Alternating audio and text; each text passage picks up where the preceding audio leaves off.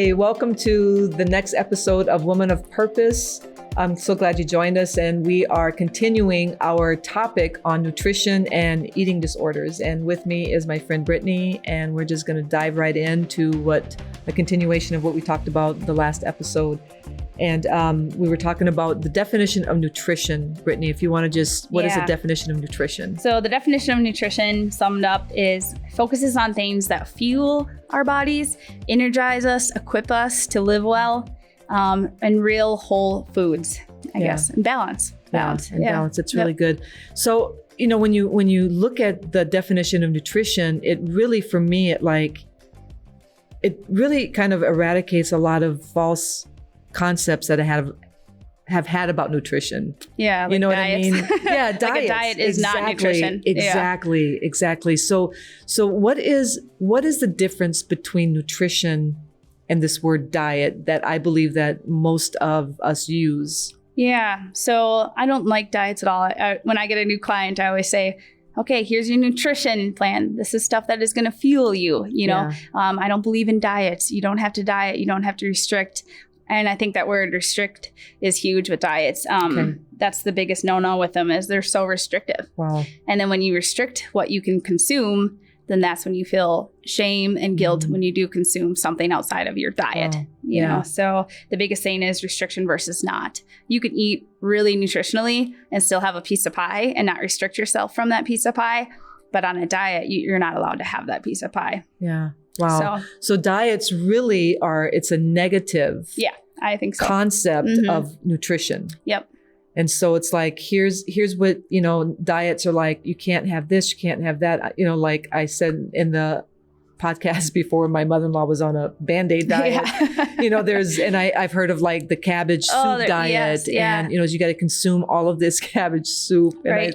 I have to say, I probably have done that once or twice, because just don't know. A lot of it's just ignorance. You don't know. You're like, oh, this looks great, or this diet looks great. But then again, diet attaches shame to it, because when I do have that piece of pie or that blizzard or that piece of chocolate, then I carry such guilt and shame because I blew it. Yeah. And then what I have done when I've blown it in diets is that I jump off the deep end. Yep. Diets focus completely on what I can't have. A diet says you can't have this, you can't have this, you can't have this. Nutrition says this is what you can enjoy really well. Yeah. And here's some ratios to do that. Yeah. But here's what you can have. So nutrition is more about what I get to enjoy and how I can enjoy it and what's good for me versus like what I can't have. Like what you said, ratio. Yep. Yeah. So it's kind of like portions. Yep.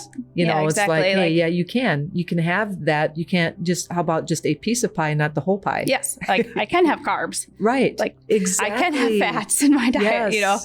I hear that a lot too, no carbs. Yes. No carbs. And I'm like, well, wait a minute. I think I heard once from you that carbs are really good. So good for you. They're good for you. It's actually what fuels your body, but it has to be the right carbs. Exactly. Yeah. Another thing that diets do too, I got this from a book. I couldn't say where, but I liked how they worded it, was a diet automatically sets you up for like a sentence, like a jail sentence, like I'm about to start a diet. So then right off the bat, you associate that diet, that eating plan with something negative. Wow. So then often, you always hear like, well, I'm starting a diet tomorrow, so I better I do that. Yeah. I'm like, well, I'm getting back from vacation tomorrow. So I'm, right away I put a negative like association with it when it's not. So then I'm like, oh, I'll binge eat a bunch of ice cream because tomorrow I start eating well. And it's that is so true. Yeah. Holy cow. So automatically we associate it with something negative, and it shouldn't be that way, versus like nutritionally, like, oh, tomorrow I'm going to start eating more of these foods, and there's nothing negative in that. Boy, I bet those words were resounding with a lot of women listening to this, because I think we've all done it. Monday I'm starting a new diet. Yep. Monday. And again, what am I going to do Sunday night? I'm going to eat all the stuff that. So then it tells your mind right away, this is something negative that you're doing. Yeah. So then 2 days in, when you blow it, even though you didn't blow it, but say you had too much sugar, then right away you're like, oh, I ruined it. Yep.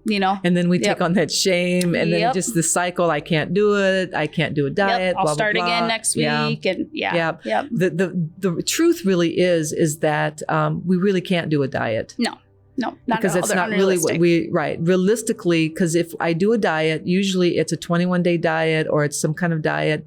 And then what do you do after that? Yeah, then you go and eat all the things that you're restricting Exactly. from. Yep. Yeah, exactly. So that's why I love this whole topic of like, and how you look at nutrition, where nutrition is just a lifestyle of eating things that are good for you. Yes. And not even using that word good or bad, because when you, like you said, I think you said in the last episode, was like, there really isn't, you don't want to say something's bad for you. Yeah.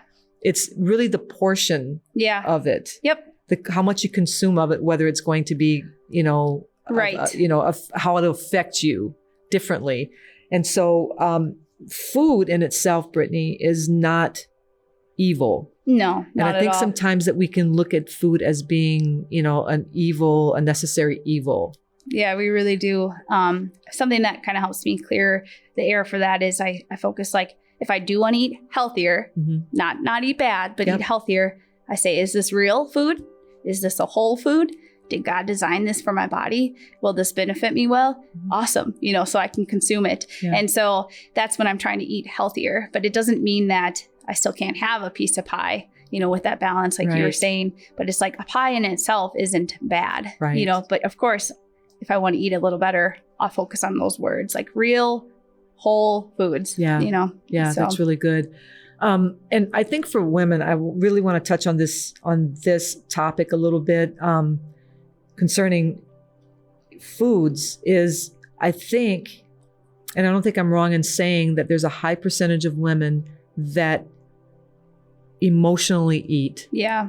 Yep. Can you touch on that just a little bit? Yeah. So I have struggled with that for years and years and years. And like we've talked about in the previous episode, I had an eating disorder, and it's completely stemmed off of my emotions. So rather was coping with something, which I think was a huge one for me. I felt shame or anxiety. Anxiety was huge. So then I would overconsume, or I felt not good enough. Like I wasn't meeting the picture that I needed to, the image that I needed to. So then I would restrict my foods. But it all stemmed from an emotion. Happy, even being super happy. And so then you go to rejoicing in food. Yeah. And again, I want to be careful with that one, because there's a balance with that. Right. But I think we talked about one time how, like with my husband, there's a difference between going for a walk with my husband and having an ice cream because I'm enjoying the time with my husband, versus me sitting at home and eating an ice cream cone by myself. So then the focus isn't on the food. It isn't on the ice cream cone. The focus is on having a good evening with my husband. Right. So even though there's still an emotion there, it's a good emotion that I'm, with my husband, versus like an emotion of having to comfort myself with sugar, Yeah. So then this eating disorder, how did the eating disorder in your life, how did that happen? Yeah, I think it's hard. It's I got into competing. So that was in 2013. And I kind of hit on this, but looking back, I had all these patterns of coping with emotions or trauma or anxieties or whatever it might be that I didn't even realize that I had necessarily, but I was turning to all these other things besides God, And so rather it be biting my nails, or then it went from, like, as I got older, into drinking. Well, then when I started competing, I couldn't consume alcohol anymore, so then I couldn't pin it on that lifestyle. So here I am with all these emotions from all these years of my life, or even just present emotions of what I might be going through. And I no longer can drink through them. And so then I started restricting, though, because I was competing, and so it was like, okay, food is a great answer. Here we go. Just consume, consume and consume. But now I can't, because if I do, I'm not going to meet that image for a bodybuilder, and so it really bred an atmosphere for that. Okay. I mean, and I've mentioned it to a few people throughout the years. They'll say, like, I struggle with this eating disorder, blah, blah, and I say, oh, I know, me too. And I don't think they realize the extent. They're like, oh, but you look great. And so they just think that it was like, oh, I had a few times where I'd binge eat here and there, but it was serious. And I mean, I remember I heard someone else say this recently too, and it was so relatable, but I used to plan out trips to the store. Like, I would plan out what I would go in and what I would buy and what would be easy to digest quickly, so that I could throw it back up. I mean, it was a very serious issue.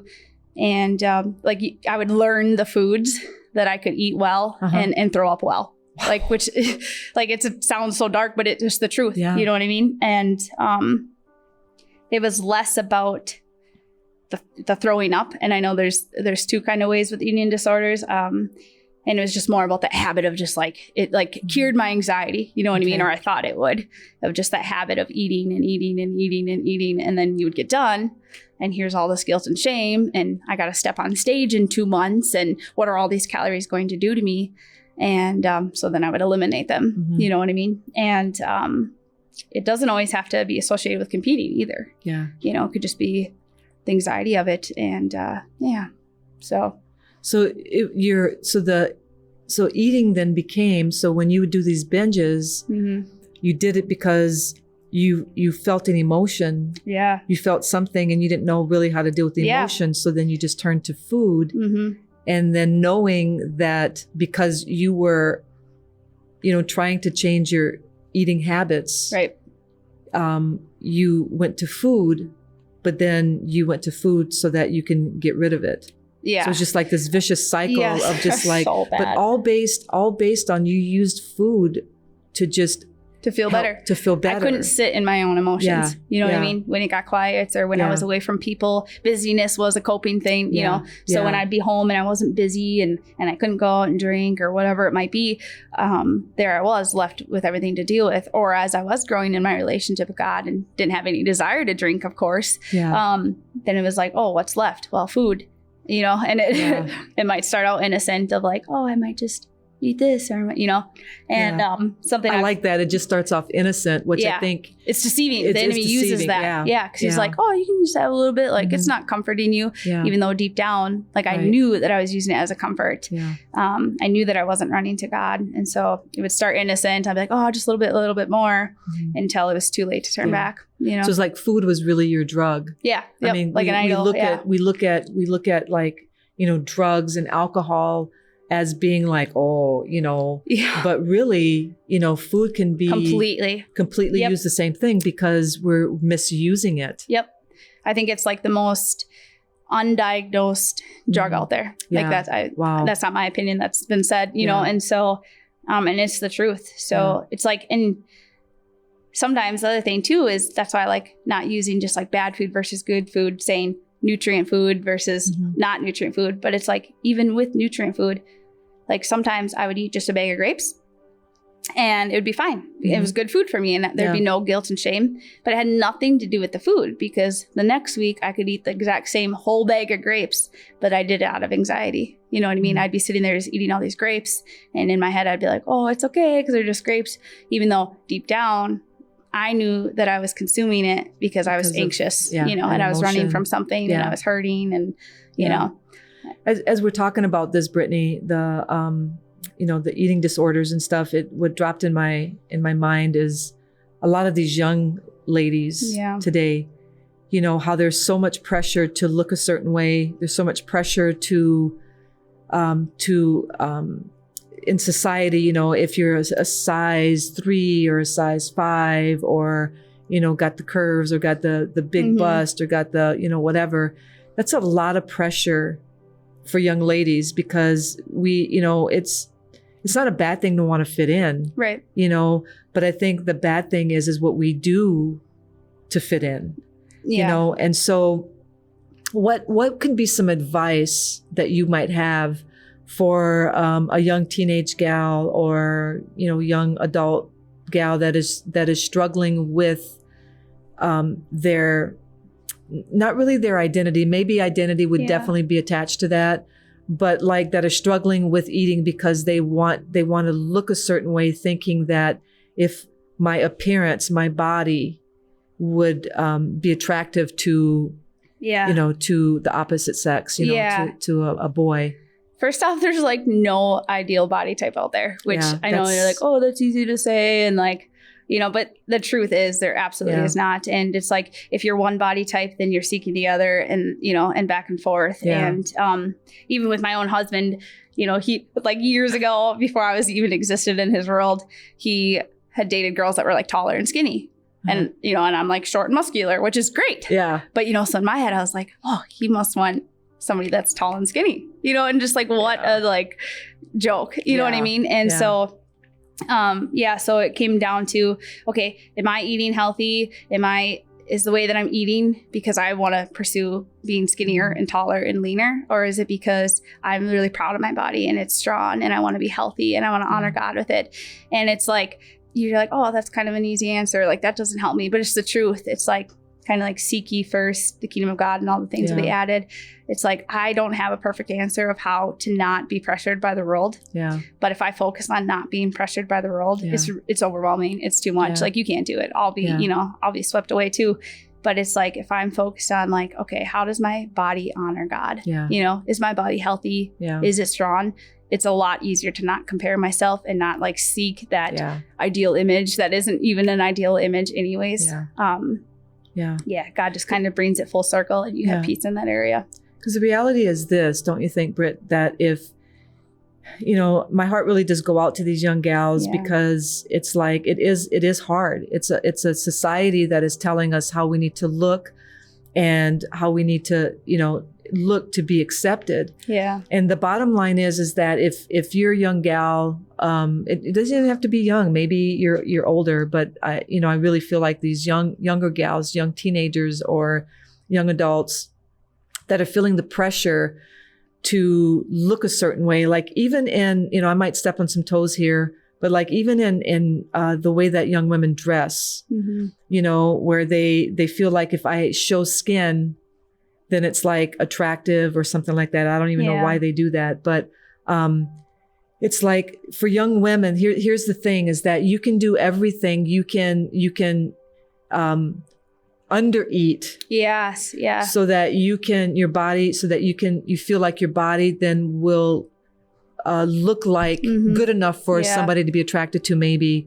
But the bottom line is this, is that if you're doing something to fit in, if you're doing this eating, if you're under eating to try to fit in with a certain group or to try to look a certain way, because then you feel like you're going to be accepted. The bottom line is this, is that if that's the reason you're accepted, then you don't want to be in that crowd anyways. Yeah, absolutely not. Right. Because I love people because when I get to know a person, I get to know who they truly are. It's not attached to their body. It's not attached to the way they look. It's not attached to even the way they eat. Yeah. It's attached to who they are, you know, to their character, to just their personality. Yeah. And so if there's any young women that are listening to this or watching this, I just want to encourage you that the way that you look is so little to do with anything. It's who you are inside. Yeah. It's your personality. It's your character. It's your wittiness. It's your seriousness. It's really who you are in the core of your being. And so, if you are struggling with an eating disorder, there's a lot of help for you. And if you want to just, even comment in this podcast there, and I will make sure that I get you hooked up with somebody to get that taken care of. So Brittany, we talked a little bit about undereating, because undereating is never really talked about. No, it's not. Overeating is always talked about. Oh, I overate. Yep. But what about this thing of undereating? Yeah, undereating, it sneaks under the table and hides there, because it's like undereating, we physically don't see that. And so in a lot of people, you know, we see like, oh, they look skinny and in shape. So then we don't see it as a problem. And it's crazy because that right off the bat, that word, we don't see it physically, automatically shows where our desire for nutrition is coming from. It's like, so you saying that physically they look healthy tells me that the way that you eat is tied to physical looks, you know, and it shouldn't be. So it's like a lot of times I'll hear a lot of older people in their innocence, you know, they'll say, oh, you can eat that, you look so skinny, or they're so skinny, they can get away with anything, you know, and I know that they mean it innocently. Yeah, I've said that too. Yeah. But in my head is what it tells me is like, yes, but are they nutritionally sound on the inside? Yeah. You know what I mean? Why aren't they eating that? Yeah. You know, do we even know if they have a sound mind in this area? And it's just as important. It's like people will undereat because they're afraid to gain weight and then not look at the image. Yeah. You know, it's very severe too. Yeah. Yeah. And earlier you made a comment, Brittany, you said ratio. Yeah. I remember you saying that ratio and I thought, wow, that's really good because really it is about balance. Yeah, completely. And so what does balance look like? Yeah. So like God inspired me, maybe it was like 5 years back. God started like shifting my mindset of coaching to live more balanced, because coming from being a competitor, it was like all or nothing. Right. So then there was no balance at all. And when you tried to have it, you felt that shame and guilt that we've talked about. And so it brought me back to balance. And so balance was like, okay, my body is designed to move, so I'm going to move it. Okay. Did I get a workout in today? Maybe not, but did I move my body? I did. And that's what it's designed to do. And so I can be proud of that and happy in that. So then same with eating, like my body is designed to consume healthy carbs. So have I consumed healthy carbs today? I have, and that's good, and has God designed me to enjoy things? He has. So do I have a balance of that in my life, or am I restricting from something? So balance is key, and it goes in all the areas. It goes back to that root of God designed me to have a little bit of carbs for my energy. He designed me to have protein to fuel my muscles. He designed me to have fat for protection and warmth, and do I have a little bit of all of that in my nutrition? I do. And, so that's really, really good. You mentioned workout, and what popped in my mind was, the mom, the stay-at-home mom that has, several kids, and the businesswoman that works, 40, 60 hours a week, comes home and has a family to take care of. What would a workout, if a person can't get to the gym, if like an hour workout a day is just really not feasible for them, what would be some good workout routines for them? So kind of back what I said, just like moving your body. So even like I said, coming from competing, it was like 3 hours a day in the gym, just like ridiculous, like unrealistic. And people would say, I want to look like you do. And I'd be like, no, you don't. First of all, it's unrealistic. And second of all, just, it's not going to happen. Yeah. And so just focus on moving your body. So in any way that you can with the kids, like a brisk walk with the kids in the stroller, like that is really healthy. And the world has gotten to this place where they tell moms that isn't enough. You know what I mean? And it's like, what did God design your body to do? He designed it to move. Like you can walk a long ways and feel really good. Yeah. And so if you're doing that, you should be proud of that. Yeah. And not looking at the social media, all the, the workout videos all the time. Of course, if you want to do more, that's fine. But just like getting that movement in general and making that your baseline. Yeah. And so, and that could look like a bike ride. It could look like anything, to be honest. And I always tell people, if you do push-ups and planks and pull-ups, not everybody has a pull-up bar at home, but you can install one. But those three things are very good, movement. And so push-up, pull-up, and a plank. Ugh. Yep. You're pretty much going to hit all muscle groups. And those are, that's 3 exercises. That's 6 minutes out of your day. Just don't tell me to do a burpee, Britt. Yeah, you do not have to do a burpee, and that's the thing. Yeah. Burpees are just from the pit, I tell you. I took a class with you. You did some training classes, and I remember doing it for the first time because I never was a part of anything like that. You said something about a burpee. I'm like, a burpee. I'm thinking burping, like, what? The burpees. Yeah. Some people get burpees when they do burpees. I get more than just that. But anyways, burpees are like from the pit. But so planks and pull-ups and push-ups. Yeah. And then just being proud of movement, get out for a walk. Like it's crazy how good a walk is for people. Yeah. So that's good. Even just walking around your house. And I know here in Wisconsin, it's winter gets to be kind of long and sometimes, hard. And so those planks and push-ups and pull-ups are things that we can do inside of our house. Yep. And stretching. Stretching is very, very, very good for your body. Yep. So stretching's a good thing too. So that's really good. So I love that food is not evil. Yeah. That there's always a root behind an emotional eating. If people, I believe that women, and especially women, I don't know about guys, but I think women do eat emotionally. When we feel good, we eat. When we feel bad, we eat. When we feel sad, we eat. When we watch a movie, we eat. Yeah. So there's just a lot of things that go along with that. And so for women that are listening to this, it's like, if that is you and you eat emotionally, it's like I loved what you said, because you said that why am I going to eat this pie? And a lot of times we don't stop to actually ask ourselves that question. Yeah. We just eat and then we eat another piece. Yep. It's like, I want to, challenge you ladies that if you're listening to this, ask yourself why. Mhm. Why do I want these M&Ms? Why do I want this pizza? Why do I want this?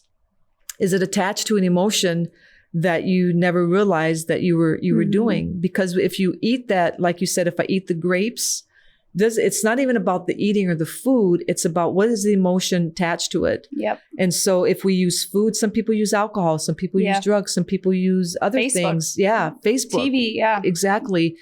To get rid of an emotion that we don't know what to do with. And so oddly enough, my next podcast that I'm doing, actually recording tomorrow, it's talking about managing our emotions. Yeah, there you go. And so that's going to be just a beautiful thing. I'm excited about that. But for women that are listening to this, coping, there's other ways that we can cope, without emotionally eating, and knowing that nutrition and diet is not the same thing. That diet really is the things that you can't do. So anyways, we're going to wrap up this episode with Brittany on nutrition and eating disorders. And so we've got some things that we want to tie up, and we're going to do that in the next episode. So stay tuned.